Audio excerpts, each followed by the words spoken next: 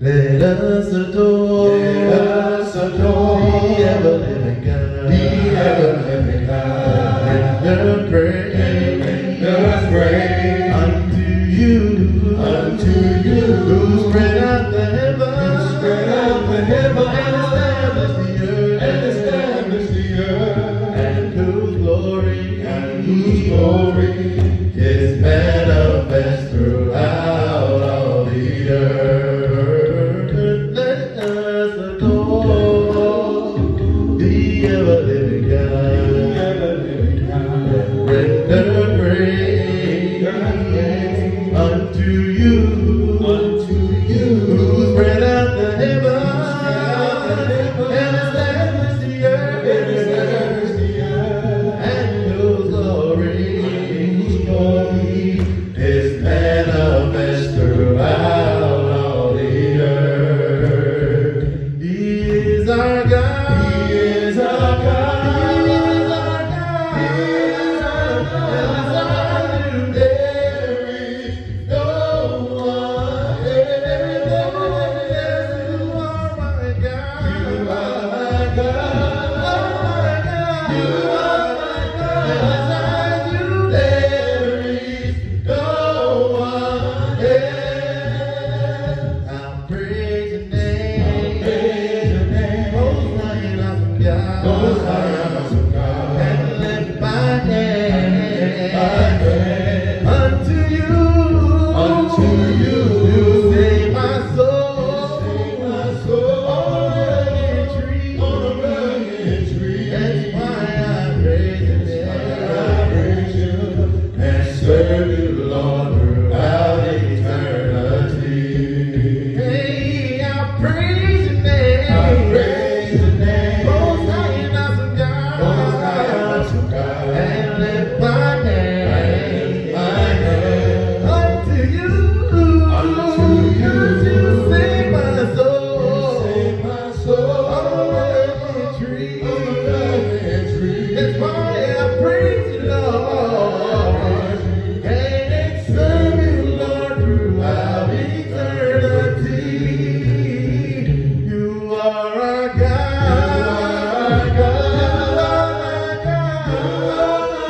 And beside you there is no one else. You are my God. You are my God. And beside you there is no one else. There is no one. Say your number when I can find no one else.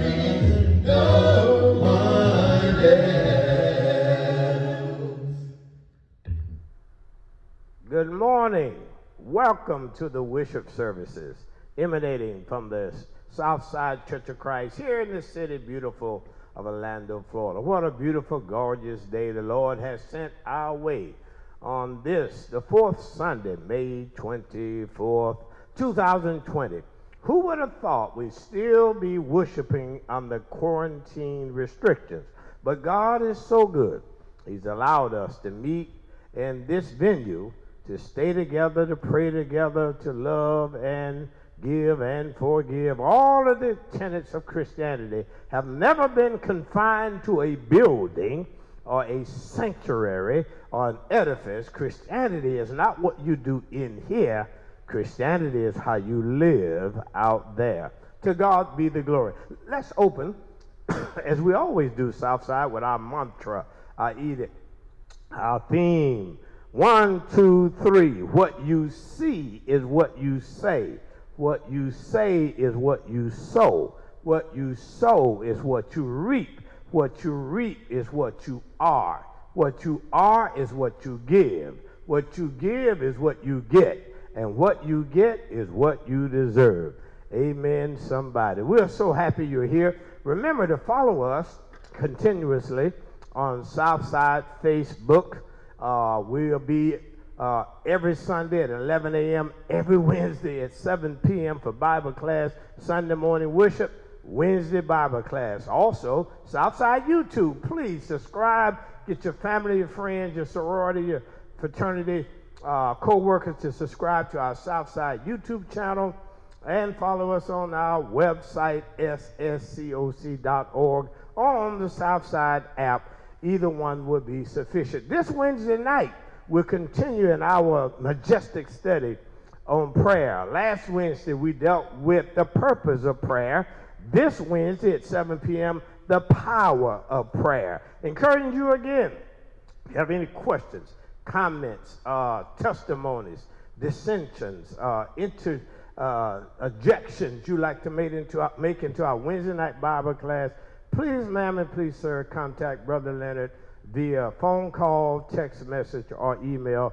We will entertain your question. Again, happy birthday in the latter part of this month to Bruno Gay, Alicia Harding, Dr. Harding, Max Conaway, birthday this weekend. Happy birthday, Max. That's my main man. Chrissy Jenkins, one of my favorite all time. Happy birthday. Mike Copeland, singer extraordinaire. Happy birthday. Don Kinder, been her preacher for 30 years. Happy birthday. David Wilson and Noah Rich, happy birthday. Congratulations again to our high school graduates, our college graduates, and beyond. Anderson Moses, graduating from high school virtually. The Buchanan girls have already graduated from college. Congratulations. Our Kenya Hepburn, college graduate from FIU. Congratulations. And Eric Williams, graduated from medical school, about to begin his residency. Congratulations to all. Happy anniversary, Glover and Tanya Young, and Johnny and Eunice Johnson. Happy anniversary. Beloved, many of you are hearing and seeing things on the news about returning to church and worship centers and the regulations and rules. Just for the record again, we at Southside are in no hurry to reassemble. We will operate out of an abundance of caution. I know some of you, not all of you, wanting to get back and get here. But because of the severity of this coronavirus, all of your leadership, your preacher, your elders, we're all in that age group where we're vulnerable. Many of us have existing conditions. We will not return before Father's Day, June 21st, maybe after that. Some of you I know just itching, but aren't you glad that your relationship with God has nothing to do with 4701 Raleigh Street? It has to do with whether His Spirit is in you and you are in His Word. And when we come back, we will operate under the CDC guidelines. No touching, no hugging, no kissing, no interaction. Social distancing will be followed. You can't enter without getting your temperature checked and without a face covering, a mask or some other covering. So when you come here, those who are itching to get here, you won't be able to hug anybody, touch anybody, kiss anybody. You'll only be able to see their eyes. You can't sit near anybody but your family. And once church is over, we're going to orderly dismiss from this door and that door and that door and that door, so we don't all enter or exit at the same time. So the fellowship will be very limited, so we're not in a big rush to get back, but we will get back as soon as it's safe, and we will surely be glad to see you.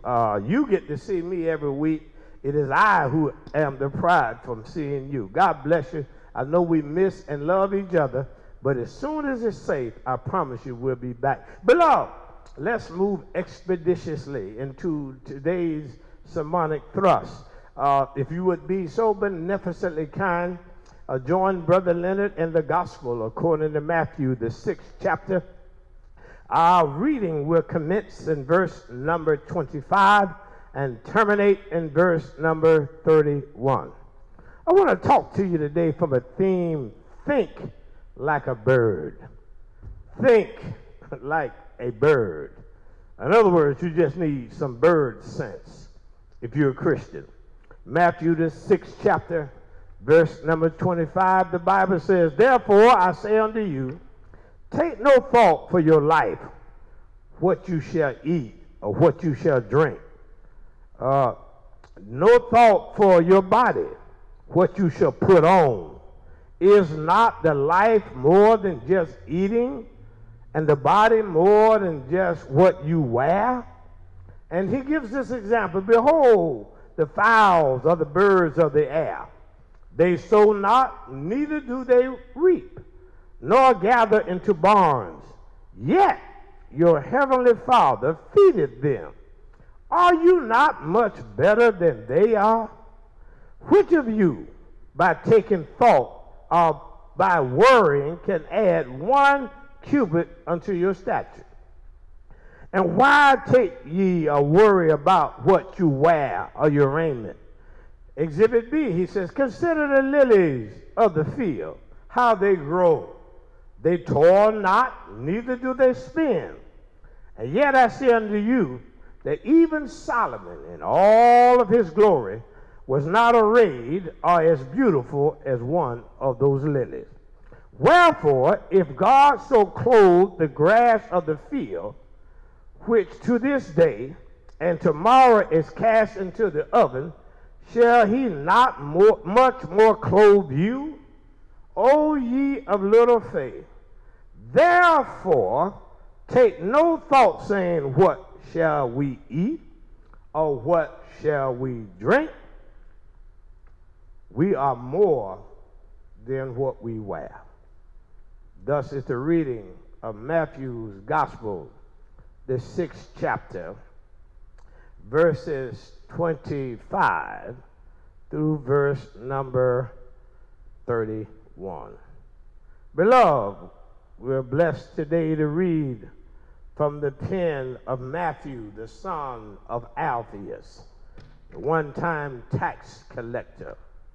Now this disciple, this pupil, this learner, this follower of Jesus has been ascended to the role of one of these synoptic gospel writers, recording the life and the ministry of our Lord and Savior, Jesus the Christ. In this text today, in this discipline in the Bible, Matthew records Jesus' Sermon on the Mount. I was blessed a little while back to go to Israel, to go to Jerusalem. I visited the venue of the Sermon on the Mount.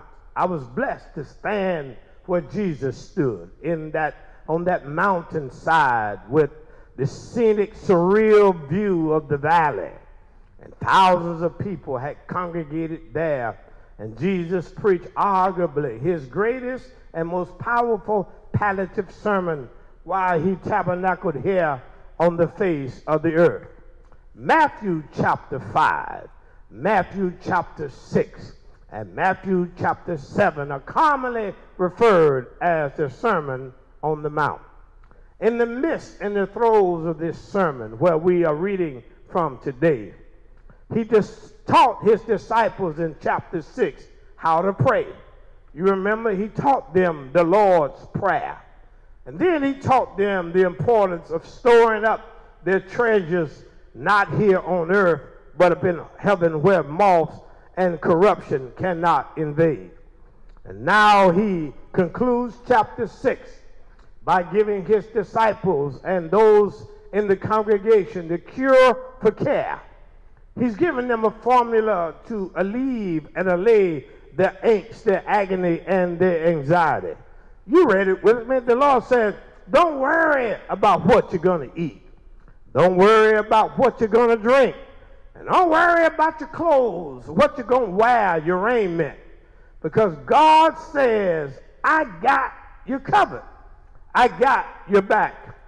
And now, to illustrate his point, to bring it to life, he inculcates birds into the sermon. He calls upon the fowls of the air as his prime example. Exhibit A for his sermon, Jesus said, if you want proof, if you want evidence that God will take care of you, child of God, even in this pandemic, even in this crisis, even in this malaise that we're in, the child of God has got to know that God will provide. He's Jehovah Jireh.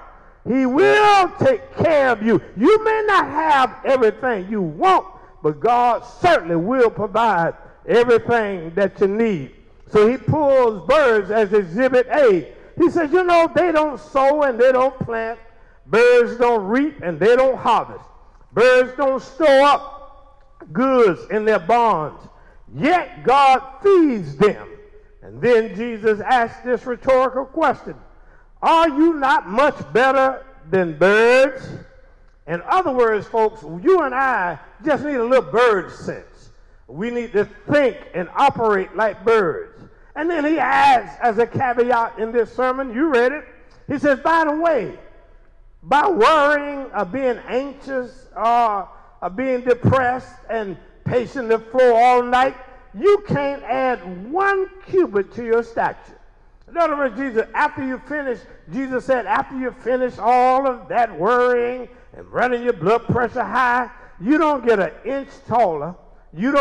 It won't do you an ounce of good, and you won't get an inch taller. He says, you need to be like birds. You just go, do what you're supposed to do, and let God worry about taking care of you. Exhibit B, he says, look at the lilies of the field. Look at the flowers. Look at the habitation and the vegetation. He said, look how it grows. And the lilies and the flowers and the vegetation don't water themselves. They don't pull out weeds from themselves. Even Solomon in his glory and splendor is not as beautiful as the flowers and the foliage of the field. And Jesus caps us by saying, if God clothed the grass of the field, if God feeds the fowls or the bird of the air, surely won't he do much more to clothe you and to feed you. In other words, the song used to say, it says in his word that God would feed the little birds. Therefore, stop worrying, beloved. Stop being anxious, beloved.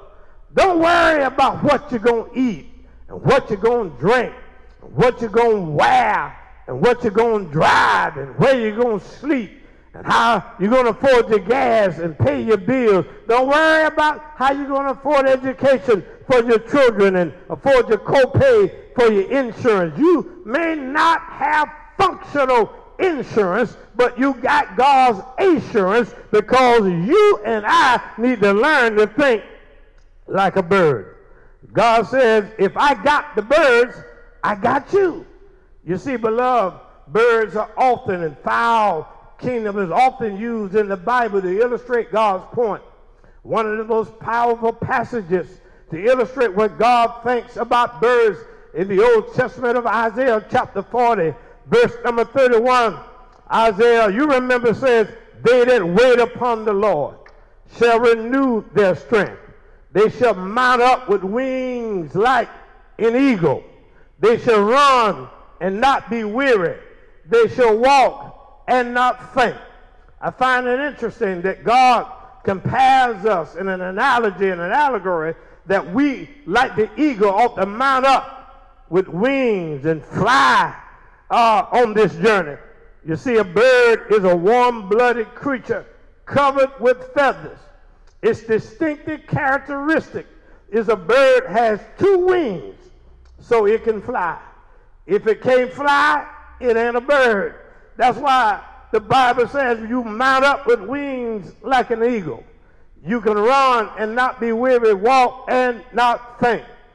It's interesting that God uses a bird to illustrate the majestic nature of a child of God. You see, a bird, the eagle, is the greatest of all birds. That's why the symbol of the United States of America is not the White House, it's not the Congress, it's not the Supreme Court, it's not even the dollar bill. The symbol of America is the bald eagle, because there's nothing more beautiful than to see an eagle in flight. It illustrates not only the power of America, but it illustrates the ability of the child of God. You see, the eagle has the hugest wingspan of all birds. The eagle don't fly. The eagle soars in the air. One flap of an eagle's wings can propel him a quarter of a mile. Now, you need a little bird sense. You need to think like a bird, because eagles only fly with other eagles. Eagles don't hang out with chickens. Listen to me, child of God. Eagles don't hang out with geese. Eagles don't hang out with turkeys. They're all in the bird kingdom, but eagles only hang out with eagles. Eagles don't hang out with buzzards. Eagles don't fly with vultures. Eagles don't walk with peacocks. You see, eagles fly with eagles. God gave the eagle the ability and the propensity to soar and fly high. So the eagle don't hang around with dirty birds. Eagles hang with eagles. There's a lesson to be learned for the child of God. You need to hang out with other eagle-like Christians. Have some bird sense. Think like a bird. If they're not like you, think like you, worship like you, going in the same direction as you, have the same goals and aspirations as you, you need not marry them or befriend them, and you might need to defriend them off your Facebook, because if you're an eagle, only fly and soar with other eagles. 1 Corinthians chapter 15, verse number 33, Paul said, be not deceived. Evil communication corrupts good manners or morals. If God has given you wings to soar, and he has, don't waste your ability hanging out with chickens and geese, turkeys, buzzards, vultures, and even peacocks. You see, we need some more eagle Christians in the bird kingdom, thinking like birds, acting like birds. You see, we got too many turkey members. You only really talk about a turkey once a year. And we got too many members coming once a year. CME members, Christmas, Mother's Day, and Easter. Turkeys are thought of once a year. We got too many once-a-year Christians. We got too many geese Christians. You know, geese fly south when it gets cold. We got too many Christians who operate and worship predicated on the weather. When it gets cold, they stay home. When it's too hot, they stay home. When it's raining, they stay home. In other words, their Christianity is steeped in the weather channel like geese. We got too many geese members. We got too many buzzards members. Buzzards don't kill anything. They just fly around and wait on something to die. We got Christians like that. They won't kill you or harm you, but as soon as they see blood in the water, they see you lying on the cross and vulnerable, they come in and help devour you. We got too many peacock members. Peacocks are real pretty, but they don't fly. Peacocks look good, talk good, but they ain't no good. I came by to tell you, we got too many Christians who are peacocks. Come in looking good, smelling good, strutting, striding, walking like a Clydesdale, but won't bust a grape even if their name was Welch's. So I came by here to tell you today, we need not turkey members. We don't need geese members. We don't need buzzards or vultures. We don't need peacocks or chickens. What we need is some eagles who are willing to fly. The other reason God determined that we ought to think like birds, act like birds, you see, eagles is the example he used. And eagles is the only bird. You remember that when a storm comes, when malfeasance shows up in the weather, other birds have to fly through the storm. Other birds have to fly around the storm. The weaker birds have to land and wait out the storm. You read the text, Isaiah chapter 40. The eagle is the only bird that does not have to fly through the storm. The eagle don't have to fly around the storm, and the eagle don't have to land and wait out the storm. When the storm comes, the eagle mounts up and flies over the storm. Somebody ought to help me here. That's what a child of God ought to do. Stop letting Satan and trouble and cataclysmic calamity and the quarantine and coronavirus and the lockdown and the shutdown and furlough and lay it off and financial. To stop letting trouble cause you to land and fly around and fly through. Do like the eagle, mount up and fly over your storm. You see, the reason the eagle can fly so high, he uses the wind. He uses the wind as his fuel as he flaps his mighty wings. And here's the didactic contrast you need to realize. The greater the storm, the greater the wind, the higher the eagle can fly. Y'all not get what I'm saying? In other words, the worse the weather is, the higher he can fly. What we're learning is the worse the conditions, use that as fuel or energy to soar higher in your Christian life. You see, you read it with me in the text.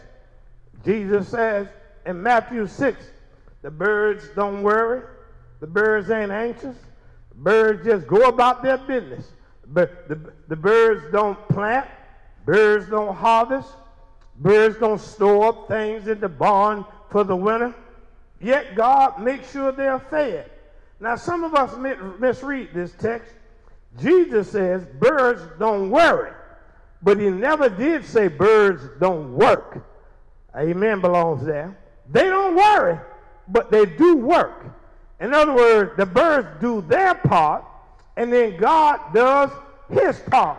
And for the child of God, if you do your part, you work, you pray, you save, you strive to live right. If you do your part, let God worry about the heavy part. You need to eat, God will take care of it. You need to sleep, God will take care of it. You need something to wear, God got you.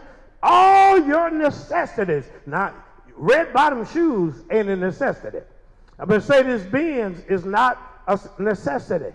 Eating out at 4- and 5-star restaurants is not a necessity. Going out to the All-Star game and having Orlando Magic season tickets, those are not necessities. What God says is, if you depend on me like a bird, you ain't got to worry. Work, but don't worry, because God said, if you think like a bird, I cover the birds. If you act like a flower, I clothe the flowers. If you conduct yourself like the field, I put grass in the field. God will take care of everything if you do your part, if you think like a bird. Historically, birds have small brains. They do, very small brains. That means they don't think too much. They just depend on God. One of our problems is, we as children of God, man, Homo sapiens, we have big brains. We think too much. We try to figure everything out. We try to be God. Like Mary J. Blige says, you've been too strong for too long. Do think like a bird. Act like a bird. Have some bird sense. You just do what God tells you to do and let God think and worry about the rest. God loves birds. The text makes clear. God loves lilies. God loves flowers. God loves animals. And if God takes care of them, Jesus said, how much more would he make sure you are taken care of? Luke chapter 9, verse number 58. Jesus uses himself as an illustration that illustrates how God would take care of you. He says, birds have nests and foxes have holes, but he, the Son of Man, had no place to lay his head. He said, I went without so you could have. All you got to do, beloved, is think like a bird. Some of the bird sense we ought to have is in the church. We need a church full of birds, thinking like birds, little bird sense. You know, the geese is a good example of how birds can illustrate to us how we ought to conduct ourselves. You see, beloved, one thing we need to learn in the church is when geese migrate, when they fly together. They fly in a V formation. The lead bird flies out front. He faces the brunt of the wind and the conditions. He flies harder than these in formation. But he doesn't stay there the whole trip. When he gets tired, when he's been to point, since they are all now flying in the draft of the lead bird, this bird will succeed him and he'll fall back. And then he'll fall back. And then he'll fall. In other words, no one person in the flock has to do all the work. And that's how the church ought to be. You can't put somebody out here in perpetuity. You'll wear them down. You'll kill them. We're all in this thing together. Oh, I forgot to tell you, not only do they rotate and share risk and share danger, they also, if one of these birds is injured, if one of these birds fall, several birds will go down, not leave him or her to die. They see if they could repair, heal, and help that bird. Christians, when one of us fall, don't leave the other ones, leave that person out there on their own. We ought to go and rescue them and try to help them and heal them. All we need to do is think like a bird. And the church would be in a better position. Oh yes, Jesus said, to exhibit his point, Jesus said, don't worry about what you're going to eat, what you're going to wear.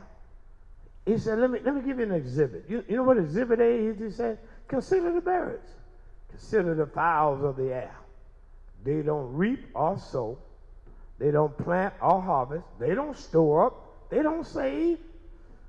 Some of us in that category, you ain't saved nothing, ain't got nothing to save.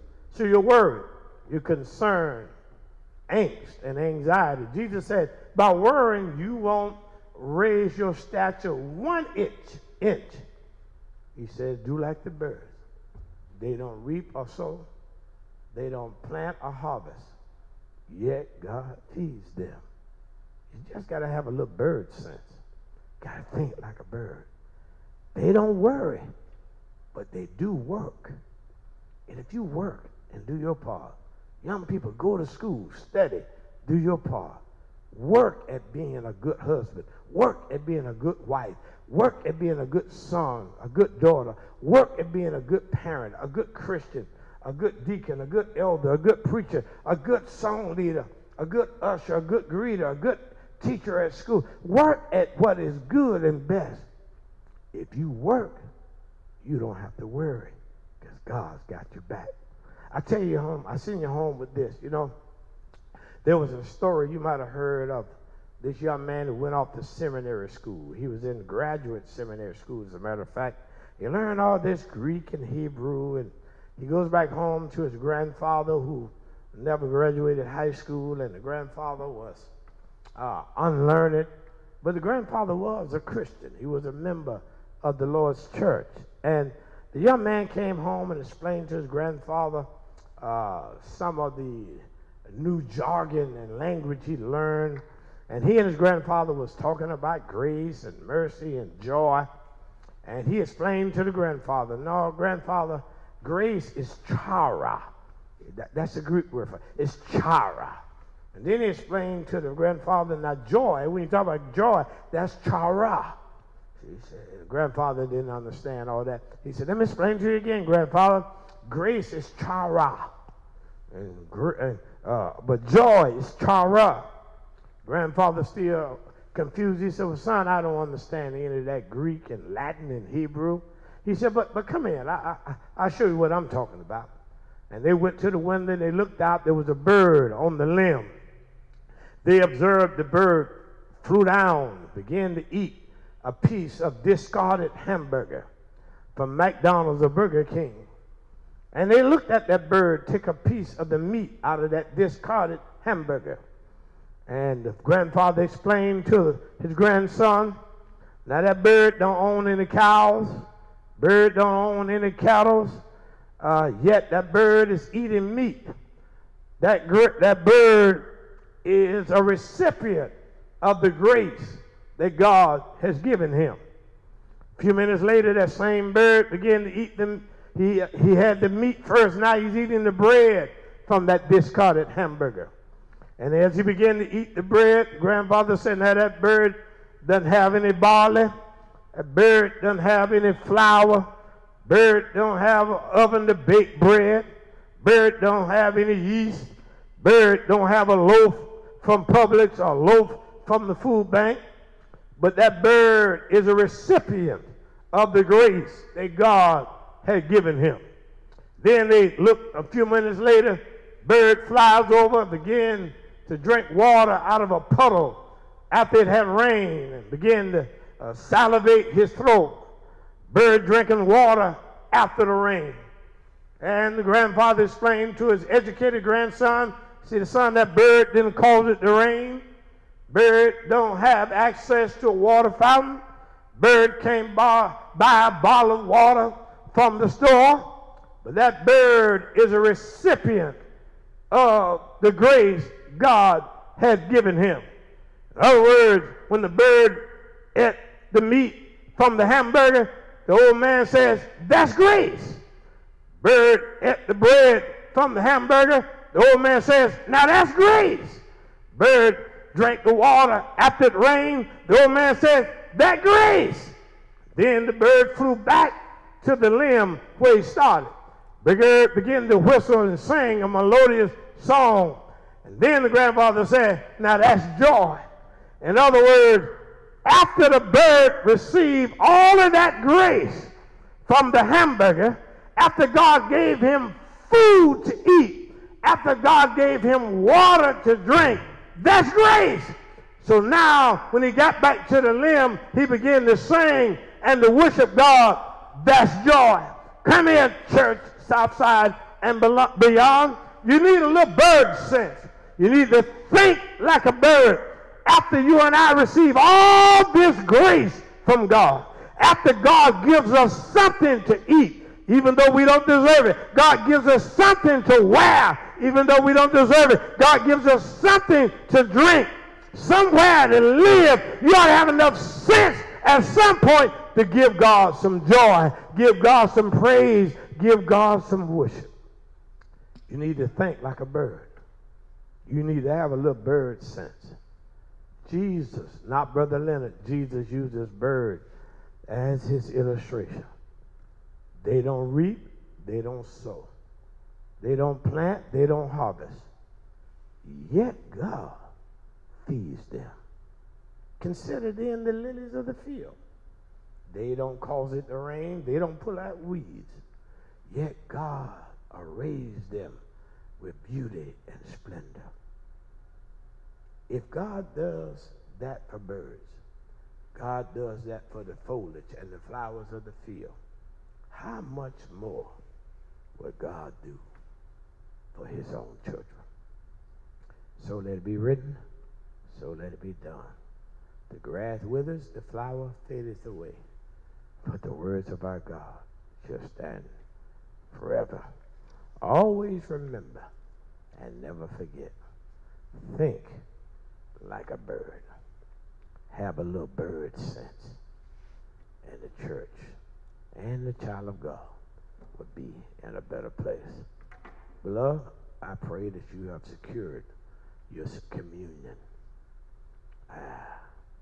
Before we commune, I just want to again remind you, if you have not made Jesus your choice, if you're not a member of his heaven-bound, Christ-centered, hell-proof church that you can read about in your Bible, Church of Christ, if you so desire to have an affiliation, a conversation, and a relationship with God through Jesus, I invite you to come.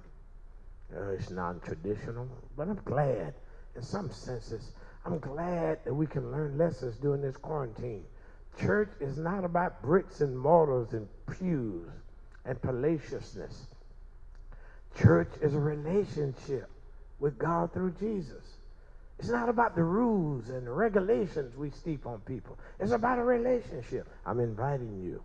Hear the gospel, the good news of the death, burial, and resurrection of Jesus. Believe it with all of your heart. Repent of your sins. Confess verbally, audibly that Jesus is the Christ. Join him in baptism, and ye will be added to his body and the church. Let us commune together. Beloved, it was Jesus in inscripted directions while in the upper room at the last Passover as he began to explain to his disciples the agony of the cross was looming over the horizon. He says, do this in remembrance of me. Should they do? He took a piece of unleavened bread. He explained to them that this unleavened bread represents his body. And then he explained that the fruit of the vine, the cup, the wine, represented his blood. As often as you do this, how often did the early church do it? Upon the first day of every week, the early church commemorated, memorialized, remembered his death, burial, and resurrection, so that we not lose focus of the purpose of us being a child of God. Shall we pray? Our Father, our God, we're mindful, we're thankful, we're glad, we're happy. Even in the midst of this pandemic, you have shown yourself faithful. You've shown yourself to be God. Now as we prepare to remember your Son's death, burial, and resurrection, we pray that we do it with a clean heart and a pure mind. In Jesus' name we pray. Amen. Beloved, now partake of the unleavened bread. Partake now of the fruit of the vine.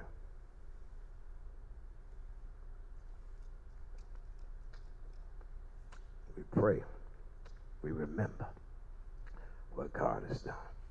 Now, beloved, it's the happiest time. It's the joyful time. It's the gracious time. It's time for us to give. It's time for us to share with God a portion of what we have been blessed to receive. We show God our gratitude, and then we access more blessings. It's a merry-go-round of blessings. When the child of God gives and gives right, tithes, offerings, first fruit, however you want to characterize it. I'm not one to keep arguing about terminology. You know, some people argue about, you don't call it this, you don't call them pastor. Folks, I'm just interested in what you do, not what you call it. We're so involved in the letter of the law that sometimes we miss the spirit of the law. So, beloved, now is your opportunity. I just wish I could tell you the moment I really trusted God with my money, God has opened up so many blessings to me. Some of you are not giving. You're just not. You just won't. You won't trust God. It's not because you're a bad person. You just feel, I can't afford to do that. I'm behind a bit. If you let God manage your affairs by being faithful in your giving, I dare you to do it. And then you call me and say, Brother Leonard, it didn't work. No, in 36 years of preaching, nobody who's given with faith to God has ever come back to me and said, Brother Leonard, I wish I hadn't done it. It don't work that way. So, beloved, on your screen now, you see the 3 giving opportunities we have online at Southside. Giverify, Safe, Swift, and Sound. Cash App. Many of you use both of those, Safe, Swift, and Sound. You see our hashtag. You see how you can give. Giverify is very easy and very secure. Cash App, very easy, very secure.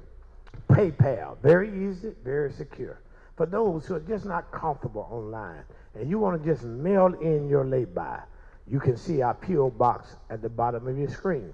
You can mail it in. It's safe and secure. We'll receive it. We'll deposit it, your check. If you have cash, or if you just want to drop your check off every day, Monday to Friday, I and usually 1 or 2 deacons are here from 11 a.m. to 2 p.m. We can receive your lay-by. We pass out many, many, many disposable communion packets. And believe it or not, even this past week, we had people to come by and get mobile prayer. I thank God for Johnny Johnson and Clarence Wilson. They're here with me. We pray with people, and we wait for them to receive their lay-by, and we give them communion packets. Come by weekly. If we're not here and you want to leave your lay-by, slide it under the door. Make sure you slide it all the way under. And remember, communion packets, if we're not here, are in the mailbox. You can take as many as you need, for we have secured many for our future. So anything you need or want, contact me, the elders, the leadership, and we're here to serve you before, during, and after this pandemic. Go now in peace.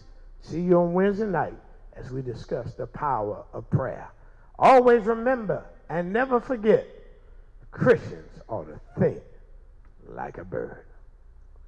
Without you, Lord, yes, without you, Lord, you know that I can't make it. No, without you, Lord, without you, Lord, without you, Lord,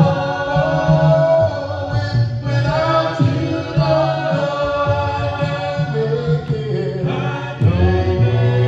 I can't make it without you, Lord, without you, Lord, no, without you, Lord.